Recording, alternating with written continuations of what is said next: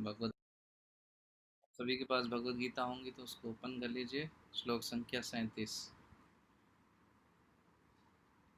हतो वा प्राप्स्यसि स्वर्गं जित्वा वा भोक्ष्यसे महिम् तस्मादुत्तिष्ठ कौन्तेय युद्धाय कृतनिश्चय।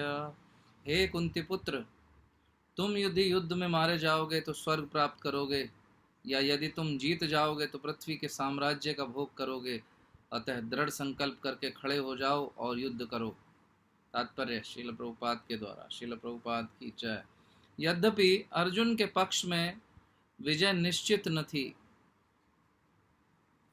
फिर भी उसे युद्ध करना था, क्योंकि यदि वह युद्ध में मारा भी गया तो वह स्वर्गलोक को जाएगा। तो आज छोटा सा तात्पर्य है, छोटा सा श्लोक है, उसके ऊपर देखते हैं कितनी क्या चर्चा की जा सकती है। अब मेरी आवाज़ क्लियर आ रही है आप सभी को? Okay, thank you so much. ठीक है, तो कल हमने जो बात सुनी थी, भगवान जो बता रहे थे स्वधर्म के विषय में, उसी को थोड़ा सा आगे लेके जा रहे हैं भगवान। अब लगभग इस विषय को एक और श्लोक में कहेंगे भगवान। भगवान बार बार आप देख रहे हैं कि इसी बात को दोहरा रहे हैं कि भाई तुम अपना धर्म करो, स्वधर्म करो। विन विन सिचुएशन है। हार गए तो स्वर्ग मिलेगा, और जीत गए तो पृथ्वी का भोग मिलेगा। तो डरने की कोई बात नहीं है, विन विन सिचुएशन है ये। तो इसी बात को एक और श्लोक में बस भगवान कहेंगे, क्योंकि आप देख सकते हो लगभग वही बातें बार बार भगवान दोहरा रहे हैं। जैसे बच्चे शैतानी करते हैं, कुछ मानते नहीं है माँ बाप की बात, तो माँ बाप क्या रिपीटेडली बोलते, अरे पढ़ लिया कर। हमारे ज़माने में तो यही करते थे, अरे पढ़ लिया कर नहीं तो सब्जी बेचेगा सड़क पे। तो आजकल पता नहीं क्या डायलॉग रहते हैं माँ बाप के बच्चों के लिए, बच्चे वैसे सुनते भी नहीं हैं। तो भगवान अर्जुन को पुनः पुनः याद दिला रहे हैं, एक तरह से लताड़ रहे हैं उसको, पिन पिंचिंग कर रहे हैं, बार बार उसको पिन लगा रहे हैं कि भाई युद्ध कर, युद्ध कर। युद्ध नहीं करेगा, स्वधर्म का पालन नहीं करेगा तो तेरा अपयश होगा। इतनी दया दिखाने की आवश्यकता नहीं है, और जिन पर दया दिखा रहे हो वो ही तुम्हारा उपहास करेंगे। अर्जुन, इस समय तुम्हारा सिर्फ एक ही कर्तव्य है, और एकमात्र ही तुम्हारा कर्तव्य होना चाहिए, युद्ध करना। क्यों? क्योंकि परिस्थिति और समय की जो डिमांड है वो यही है, और साथ ही साथ मेरा आदेश भी है। तो अर्जुन को कह रहे हैं भगवान, विन विन सिचुएशन है, घबरा मत, युद्ध कर, कुछ भी हो। तो उंगलियां तेरी घी में है और मुंह है कढ़ाई में, तो चिंता की कोई बात नहीं। मरेगा तो स्वर्ग है, जिएगा तो पृथ्वी का भोग है। तो इसमें बिल्कुल संकोच करने की तुमको आवश्यकता नहीं है। तो इस बात से प्रभुपाद भी क्या कहते हैं कि हमें अपने निर्धारित जो हमारे कार्य हैं उनसे कभी भी मुंह मोड़ना नहीं चाहिए। देखिए, भगवत गीता में जो ज्ञान चल रहा है, भगवान श्री कृष्ण अर्जुन को बातें समझा रहे हैं, सिखा रहे हैं, वो किस लिए सिखा रहे हैं या बता रहे हैं? वो इसलिए कि ताकि उस प्रकरण से, उस परिस्थिति से लर्निंग लेकर आगे आने वाले जो पाठक हैं, भक्त लोग हैं, जो भगवत गीता का अध्ययन कर रहे हैं, वो अपने जीवन की परिस्थितियों में उन्हें कैसे कार्य करना है उस बात को समझ सके। तो भगवान क्या कह रहे हैं कि अपने निर्धारित कार्यों से मुंह नहीं मोड़ना है। क्या मतलब है निर्धारित कार्यों से? हम तो अपना निर्धारित करते हैं जी। हर व्यक्ति क्या कहेगा, हम तो अपना निर्धारित कार्य करते हैं, मैं नौकरी पे जाता हूँ देखिए, या मैं व्यापार पे जाता हूँ। लेकिन यहाँ उसकी बात नहीं हो रही है, क्योंकि ये सब कार्य तो हम अपनी मर्जी से करते हैं, और संपूर्ण विश्व में जितने भी लोग हैं सब खुद से ही करते हैं। या तो कोई नौकरी करता है, कोई व्यापार करता है, धन कमाने के लिए कुछ ना कुछ प्रयास करता है, और उसे ही अपना स्वधर्म समझ लेता है या निर्धारित कार्य समझ लेता है। नहीं, लेकिन यहाँ जिस निर्धारित कार्य की बात कर रहे हैं भगवान या प्रभुपाद, वो उस कार्य की बात कर रहे हैं जो गुरु, साधु और शास्त्र द्वारा बताए गए कार्य हैं। हमने आपको बताया था कि दो प्रकार के कर्म होते हैं, एक तो भौतिक कर्म और आध्यात्मिक कर्म। भौतिक कर्म कौन से? जो अपने जीवन निर्वाह के लिए, अपने परिवार के लालन पालन के लिए, धन अर्जन करने के लिए हम करते हैं, नौकरी, व्यवसाय या जो भी वॉटेवर, ऑनलाइन बिजनेस या बहुत भी जो भी काम है, भौतिक कर्म जो करते हैं। और दूसरे हैं आध्यात्मिक कर्म, जो अपनी आत्मा के पोषण के लिए। भौतिक कर्म कौन से हुए? जो शरीर के पोषण के लिए आवश्यक कार्य हैं, कर्म हैं, वो भौतिक कर्म। और दूसरे प्रकार के कर्म हुए आध्यात्मिक कर्म, जो जीवात्मा, जो असली हम हैं वास्तव में, उसके पोषण के लिए। तो ये जो भगवान कह रहे हैं और प्रभुपाद कह रहे हैं कि हमें अपने निर्धारित कर्म जो है वो करने चाहिए। तो ये भौतिक कर्म भी हमारे निर्धारित कर्म हैं और आध्यात्मिक कर्म भी हमारे जो है निर्धारित कर्म हैं। ऐसा नहीं है कि हम अपने भौतिक कर्मों का त्याग कर दें, कहीं नहीं। भगवत गीता में भगवान कह रहे हैं कि हमें अपने भौतिक कर्मों का त्याग कर देना चाहिए, नहीं। भगवान या गुरु, साधु, शास्त्र यही कहते हैं कि भौतिक कर्मों के साथ साथ आध्यात्मिक कर्मों को भी फोकस करना चाहिए। किस तरह से?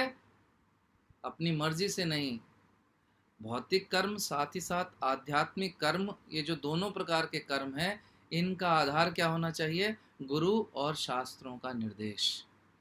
जिस भी व्यक्ति के जीवन में ये गुरु और शास्त्र, इनके निर्देशों पर आधारित नहीं होते भौतिक कर्म, उनकी लाइफ बिल्कुल मिजरेबल होती है। आप देखिए, बहुत धनवान हो जाता है व्यक्ति, बहुत मेहनत करता है गधे की तरह, खूब धन कमाता है, और उसका प्रयोग कहाँ करता है? अय्याशी में करता है। देखिए, मौज ले रहा है बस।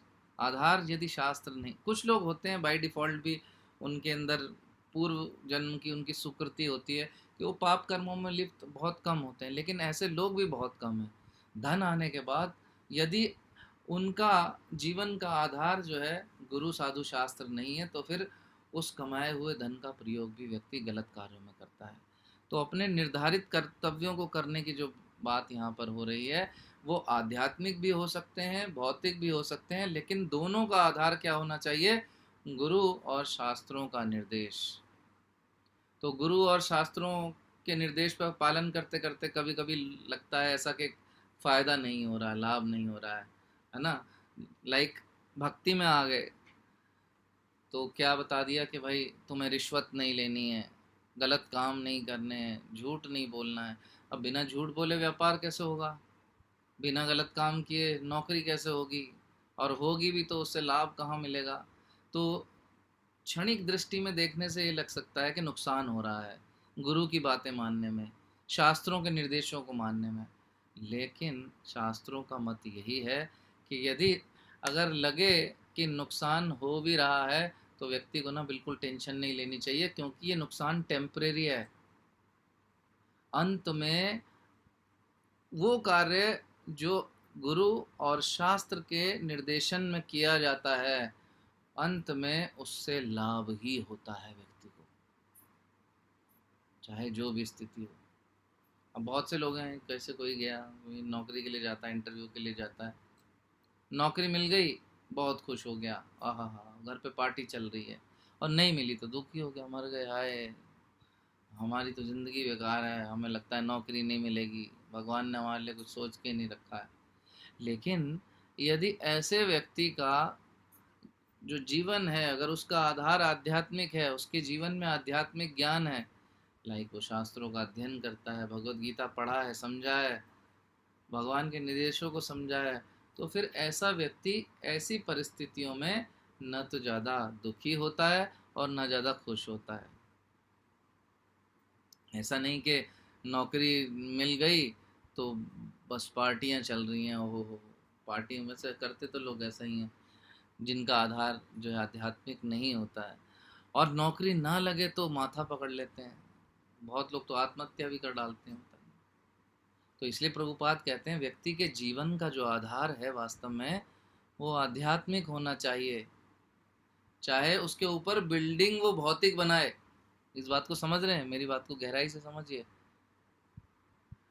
चाहे बिल्डिंग भौतिक बने, परंतु आधार कैसा होना चाहिए? आध्यात्मिक होना चाहिए। यानी बाहर से हम इन्वॉल्व लग सकते हैं इस प्रकार के कार्यों में कि हम एक तो हमारा ड्रेसअप जीन्स हो सकता है, टी शर्ट हो सकता है, लेकिन अंदर से हमारे पास आध्यात्मिक ज्ञान होना चाहिए। हमें पता होना चाहिए कि जो हम कार्य कर रहे हैं, जॉब कर रहे हैं, बिजनेस कर रहे हैं, उसमें हमें बेईमानी नहीं करनी है, धोखाधड़ी नहीं करनी है, लोगों के साथ लोगों को चूना लगाने का प्रयास नहीं करना है। तो क्या है, आप बिजनेस भी करते रहिए, लोगों से बार्गेनिंग करिए अच्छे से। तो कहने का क्या तात्पर्य है? आधार आध्यात्मिक होना चाहिए, फिर चाहे भौतिक बिल्डिंग बनाइए आप। इस बात को बहुत हमें गहराई से समझना होगा। तो ये जो ज्ञान है भगवत गीता का है, वास्तव में हमें जीवन जीने की कला सिखाता है। अगर हम इस ज्ञान को समझ लें तो हम अपने निज जीवन में जो डे टू डे लाइफ में हम चीज़ें देखते हैं, आती हैं, हमारा सामने आती हैं, उसमें हम हर एक परिस्थिति में अच्छे से निर्णय ले सकते हैं। जैसे अभी जॉब की बात कही, जॉब मिल जाए तो व्यक्ति खुश हो जाता है, जब ना मिले तो लोग क्या क्या करते हैं, भगवान तो हमारा ही बुरा ही चाहते हैं। लेकिन अगर आधार आध्यात्मिक है तो व्यक्ति क्या कहेगा, नौकरी ना लगे तो भी कि भगवान ने मेरे लिए ज़रूर कुछ ना कुछ सोच के अच्छा रखा होगा, ईश्वर ने जो भी किया है बहुत अच्छा किया है, हो सकता है यहाँ जॉब करके मुझे नुकसान होता, यानी भगवान मुझे इससे अच्छी नौकरी देना चाहते हैं, तो उसकी सोच बदल जाएगी। ईश्वर में उसकी आस्था है, यदि आध्यात्मिक ज्ञान है उसके पास। और ऐसे ही व्यक्ति जिसका आधार आध्यात्मिक है, नौकरी मिल जाने पर वो क्या सोचेगा कि अरे नौकरी मिल गई, बहुत अच्छा है, अब धन कमाऊंगा, भगवान की सेवा में लगा सकता हूँ, हमारे शहर में ही भगवान का मंदिर बन रहा है, अब मैं डोनेट भी कर सकता हूँ वहाँ पे, घर में सुंदर सा भगवान का ऑल्टर बनाऊंगा। तो उसकी खुशी वो भी नियंत्रित रहती है और उसका दुख भी नियंत्रित रहता है। कब? जब उसके जीवन का आधार आध्यात्मिक हो। अगर आध्यात्मिक आधार नहीं होता तो फिर खुशियाँ भी दुखदाई हो जाती हैं। अब देखो, होता है ना, कितनी शादियाँ होती हैं ऐसी, हम न्यूज़ में सुनते हैं, गए थे शादी में सब लोग इकट्ठे हो गए, लेकिन वहाँ गोलियाँ चल रही हैं, सबके पास बंदूकें पिस्तौलें थी, वो चलते चलते वहाँ गोलियाँ चल गई, आधे लोग मर गए। क्यों? आध्यात्मिक आधार ही नहीं है, पता ही नहीं कि खुशियों को मनाना कैसे है, उन खुशियों का केंद्र बिंदु क्या होना चाहिए। तो यदि आध्यात्मिक आधार है तो विफलता भी हमारे विश्वास को दृढ़ कर देती है कि कृष्ण ने ज़रूर कुछ अच्छा सोच के किया होगा, वो है ना, वो करेंगे मेरे जीवन का निर्वहन, मेरे परिवार का लालन पालन, परंतु मैं अपनी ओर से और अधिक प्रयास करूँगा कि सब कुछ अच्छा हो सके, अगली बार इंटरव्यू में पास हो सकूँ या व्यवसाय में मैं कामयाब हो सकूँ। वहीं एग्ज़ाम्स में स्टूडेंट्स को देखिए, ये प्रैक्टिकल एप्लीकेशन में बता रहा हूँ, इस बात से संबंधित आपको, जो स्टूडेंट्स हैं उन्हें लगता है कि भाई जब एग्ज़ाम का समय आने लगता है इतना परेशान होते हैं कि हाय रे, वो सब कुछ काम धंधा बंद कर देते हैं उस समय।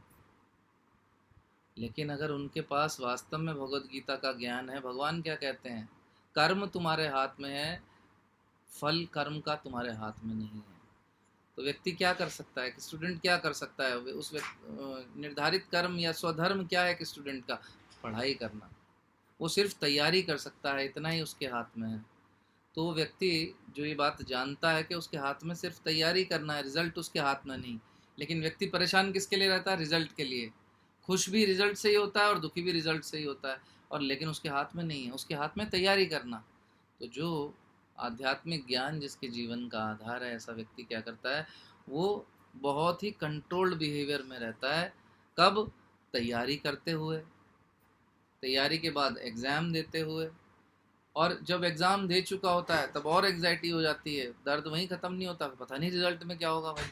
अब हम जैसे लोगों के तो क्या, एग्ज़ाम तो हमेशा ही अच्छे होते हैं पर रिजल्ट नहीं अच्छे आते थे, तो व्यक्ति की परेशानी चलती रहती है, कब तक? तब तक रिजल्ट ना आए, और जब रिजल्ट आ जाए तो फिर तो कहना ही क्या, आ गया तो बल्ले बल्ले ढोल मच जाते हैं लोगों के, और रिजल्ट बेकार हो जाए तो रोना पीटना, हाय हाय मर गए, जैसे दुनिया लुट गई। लेकिन कब? जब आधार जो जीवन का है वो आध्यात्मिक ना हो। जब आध्यात्मिक आधार होगा तो व्यक्ति हर परिस्थिति में प्रसन्न रहना सीख लेता है, चाहे रिजल्ट कुछ भी हो। कर्मण्यवाधिकारस्ते माँ फलेषु कदाचन, है ना, भगवान कहेंगे भगवद गीता में इस बात को। लेकिन आजकल तो बहुत ही बुरा हाल है, एग्ज़ाम्स आते हैं बच्चों के, तो बच्चों के एग्ज़ाम आते हैं कि पता नहीं माँ बाप के आते हैं, उनके माँ बाप से कुछ कहो काम, उनके अरे बच्चों के एग्ज़ाम आ गए भाई, अरे बाबा रे, जितनी टेंशन बच्चे को उससे 4 गुना माँ बाप लिए हुए हैं। वो हर किसी से जिससे बात कर रहे हैं, बच्चों के एग्ज़ाम आ गए, दादा दादी को टेंशन हो रही है, जो 75 साल के हो रहे हैं, 70 से ऊपर, फाइनल ईयरिंग चल रही है, जो उन्हें पोते पोतियों के एग्ज़ाम की टेंशन हो रखी है, हाय रे क्या होगा, नाना नानियों को टेंशन हो रही है, हर आदमी टेंशन में, बुरा हाल है। माँ बाप पूजा कर रहे हैं तो उसमें भी बच्चों के अच्छे एग्ज़ाम करा देना प्रभु, कुछ अच्छा करा देना, एग्ज़ाम के बाद फिर रिज़ल्ट की टेंशन। तो ये स्थिति बनी हुई है आज के समय में। क्यों? क्योंकि आधार लोगों का क्या है, आध्यात्मिक नहीं है। वो दादा दादी जानते नहीं उनका स्वधर्म क्या है। बच्चे को उसका स्वधर्म करने दो, उसको आपने सारी फैसिलिटी दे दी, बुक्स दे दी, यूनिफॉर्म दे दी, पढ़ने के लिए सारा एनवायरनमेंट दे दिया, तुम किस लिए टेंशन ले रहे हो? अगर अच्छा पढ़ाई करा है, अच्छा तैयारी करा है, अच्छा रिजल्ट आएगा, डेफिनेटली आएगा। और अगर तैयारी नहीं की है तो आप कितनी भी टेंशन लो तो भी कुछ नहीं होगा। बच्चों से पूछो कैसा हुआ एग्ज़ाम, क्या बोलते हैं? अच्छा हुआ। पर रिजल्ट में क्या होता है? सबका अच्छा नहीं होता। सबका एग्ज़ाम अच्छा जाता है लेकिन सबका रिजल्ट अच्छा नहीं आता। तो रिजल्ट आने तक माँ बाप टेंशन में रहते हैं। क्या मुंह दिखाएंगे अगर तेरे नंबर कम आ गए? किसको? पड़ोसियों को। अरे भाई, इसलिए चिंता है कि पड़ोसियों के सामने नाक कट जाएगी अगर पड़ोसी के बच्चे के नंबर ज़्यादा आ गए। आध्यात्मिक आधार ही नहीं। किस लिए अध्ययन करना है, किस लिए पढ़ाई करनी है, मार्क्स किस लिए लाने, पता ही नहीं। सिर्फ अपने झूठे दिखावे में व्यक्ति फंस के रह जाता है। लेकिन अगर जीवन में गीता का ज्ञान नहीं तो फिर दुखी है। और अगर जीवन में गीता का ज्ञान है, भगवान श्री कृष्ण की वाणी को अच्छे से समझा है व्यक्ति ने और जीवन में उतारा है, तो व्यक्ति खुश रहेगा किसी भी परिस्थिति में। अन्यथा तो आपको पता ही क्या करता है आजकल समाज में व्यक्ति, बहुत किसी भी चीज़ से खुश हो जाता है तो नशा करता है, और नशा करके तो फिर पता नहीं क्या क्या करता है। और वहीं अगर दुखी हो जाता है तो व्यक्ति आत्महत्या कर लेता है। तो इसलिए बहुत आवश्यक है, प्रभुपाद जी कहते हैं कि व्यक्ति को एटलीस्ट थोड़ा थोड़ा ही सही भगवान की इस विशेष वाणी को समझने का प्रयास करना चाहिए, इस दिव्य वाणी को समझने का और जीवन में उतारने का प्रयास करना चाहिए। इससे लाभ क्या मिलेगा? व्यक्ति को सुख और शांति का अनुभव होता है। जब जीवन में असफल होता है वो व्यक्ति, तो फिर बहुत अधिक दुखी नहीं होता। वो एक अपनी शांति मेंटेन करके रखता है अपने जीवन के। ठीक है, भगवान ने कुछ अच्छा सोचा होगा, कुछ और अच्छा करेंगे भगवान, भगवान की कुछ अच्छी प्लानिंग होगी। उसका जीवन का केंद्र भगवान ही रहते हैं, भगवान पे भरोसा रहता है उसको, रक्षिष्यति इति विश्वासो। और जब वो इस स्थिति में बना रहता है कॉन्स्टेंटली, वो उस शांति को अनुभव करता रहता है, तो एक समय आता है कि वो प्रेमानंद का भी अनुभव करता है। तो इसलिए भगवान अर्जुन से कह रहे हैं कि अर्जुन, तुम बस अपना जो है वो कर्तव्य करो, जो तुम्हें कह रहा हूँ सिर्फ उतना करो। चाहे तुम हारो या जीतो, दोनों में से किसी भी स्थिति में तुम्हारा कोई नुकसान नहीं होने वाला है, तुम्हारे लिए फ़ायदा ही फ़ायदा होगा। Situation is win win for you. Win win situation में हो तुम। तो तुम्हें क्या करना है? तुम्हें बस आगे बढ़ना है। तुम बस आगे बढ़ो और युद्ध करो। हरे कृष्ण कृष्ण कृष्ण हरे हरे, हरे राम राम राम हरे